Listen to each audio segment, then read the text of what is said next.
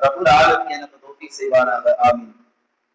அன்பானவர்களே, நாம் வாழும் இந்திய திருநாட்டில் குறிப்பாக முஸ்லிம் சமூகமாகிய நாம் நமக்கு மத்தியிலே முக்கியமான சில அரசாங்கத்தால் அரசு சார்ந்த சில சட்டங்களால் நாம் தெரிந்தவர்களாக வாழ்ந்து கொண்டிருக்கிறோம். முஸ்லிம் சமூகத்திற்கு என்று ஒரு தனி சிறப்பு இருக்குது. இந்திய திருநாட்டில் விடுதலைக்காக போராடியவர்கள் என்ற போர் வீரர்கள் என்ற பட்டம் எல்லாம் நம் முன்னோர்கள் பெற்றவர்கள்.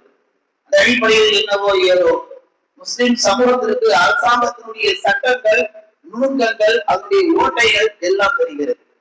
இன்னும் சொல்ல போனால் எந்த சட்டத்தின் வழியாக தவறு இழைத்தால் சிறைக்கு செல்ல முடியும் என்பதும் தெரியும். எந்த சட்டத்தின் வழியாக செய்த தவறுக்கு சிறையிலிருந்து வெளியே வரலாம் என்ற அந்த சட்டமும் தெரிகிறது.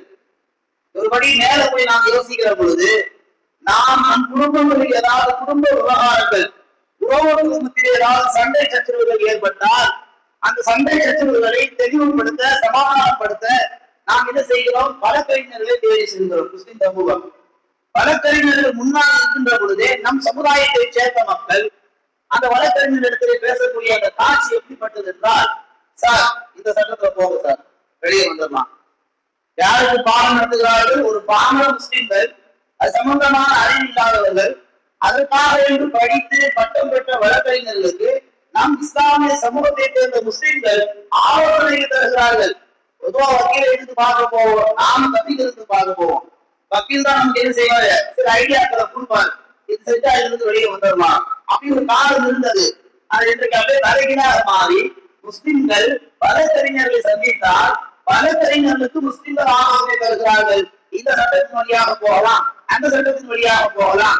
இப்படி இஸ்லாமிய இஸ்லாத்துடைய ஷரியத் சட்டங்கள் தெரிந்திருக்க நம் சமூக மக்கள் கவர்மெண்டுடைய சட்டங்களை, அரசாங்கத்துடைய சட்டங்களை தெரிந்து வைத்திருப்பது குற்றம் அல்ல.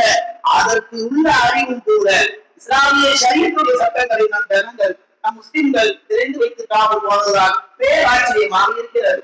ஒரு பக்கம் ஆச்சரியம் என்றாலும் மறுபக்கம் வேடிக்கை, வேதனையாகவும் இருக்கிறது. நாம் யோசிக்க வேண்டும். முக்கியமான சட்டங்கள் ஒரு முஸ்லீம் கட்டாயமாக வாழ்க்கையை தெரிந்திருக்க வேண்டும். ஏதோ ஒரு முக்கியம் போட்டுக்கிட்டு ஒரு முருகாவை வளர்த்துக்கிட்டு நான் முஸ்லீம் அப்படி சுத்திட்டு வளர்க்கிற வாழ்க்கை. இஸ்லாத்தில் வாழக்கூடிய முஸ்லிம்கள் இஸ்லாமுடைய ஷரியத்து சட்டங்கள், அடிப்படை சட்டங்கள் கண்டிப்பாக தெரிந்திருக்க வேண்டும்.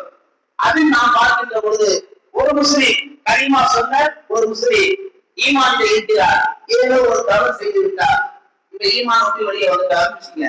இது மீண்டும் ஈமானுக்குள்ள வர வேண்டும் என்றால் சட்டம் என்ன, ஷரியத் என்ன சொல்லுகிறது, அந்த அடிப்படை தெரிந்திருக்க வேண்டும். நாகூருக்கு போனா உள்ள எடுத்துப்பாங்க, ஜமாத்துக்கு போனா உள்ள எடுத்துப்பாங்க, பக்கம் இருக்கட்டும்.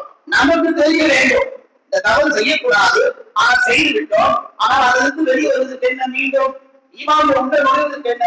முழுக்கதா மௌத்தா போவது எப்படி, ஈமானோட மௌத்தா போவது எப்படி என்ற சட்டங்களை எல்லாம் ஒரு முஸ்லிம் தெரிய வேண்டும். தொழுகையை நாம் இருக்கிறோம், தொழுகையில் ஏதாவது ஒரு சிறு தவறுகள் ஏற்பட்டால் அந்த தவறுக்கு அந்த தொழுகையிலே எப்படி பரிகாரம் தேட வேண்டும், அப்படி அந்த தொழுகையுடைய பரிகாரம் செய்த தவறை அது ஈடு செய்யும். அப்படி தொழுகையில் ஏற்படக்கூடிய தவறுக்கான ஷரியத் சட்டங்கள் என்ன என்பதையும் ஒரு முஸ்லிம் கட்டாயமாக தெரிந்திருக்க வேண்டும். ஆண்டுக்கு ஒரு முறை நோக்கக்கூடிய நோன்பு, நோற்ற நிலையில் நம்மை அறியாமல் ஒரு தவறு நடந்துவிட்டது. அந்த தவறை எப்படி சரி செய்வது? அது மனைவியின் மூலமோ அல்லது உடல் ரீதியாகவோ அல்லது உடல் உறுப்புகள் ரீதியாகவோ நோன்பு காலங்களில் தவறு நிகழ்ந்தால் அந்த நோன்பு முடிந்துவிட்டதா இல்லையா என்பதை எப்படி தெரிந்து கொள்வது என்பதை எல்லாம் நோன்பு சம்பந்தமான சட்டங்கள் ஒரு முஸ்லீம் தெரிந்திருக்க வேண்டும். அது ஒட்டி நீங்கள் அப்படியே வந்து கொண்டிருந்தால் ஒரு முஸ்லீம் தவாப் செய்கிறார், அது ஆணோ பெண்ணோ, அச்சுடைய காலங்களில் ஒரு இஸ்லாமிய பெண் அல்லது உமராவுடைய காலத்தில் இஸ்லாமிய பெண் காபாவை தவாப் செய்கிற பொழுது திடீரென்று அந்த பெண்ணுக்கு மாதவிடாய் வந்து விட்டார். தவாப் செய்து கொண்டிருக்கக்கூடிய அந்த சூழ்நிலையை எப்படி கையாளுவது? 7 ரவுண்ட் சுத்தி வந்தா ஒரு தவாப் அல்லவா? அப்படி நாம் அதை சுத்தி வருகிற பொழுது 4 ரவுண்ட்ல நமக்கு மாதவிடாய் வந்துட்டா இப்ப அந்த பெண் என்ன செய்ய வேண்டும்?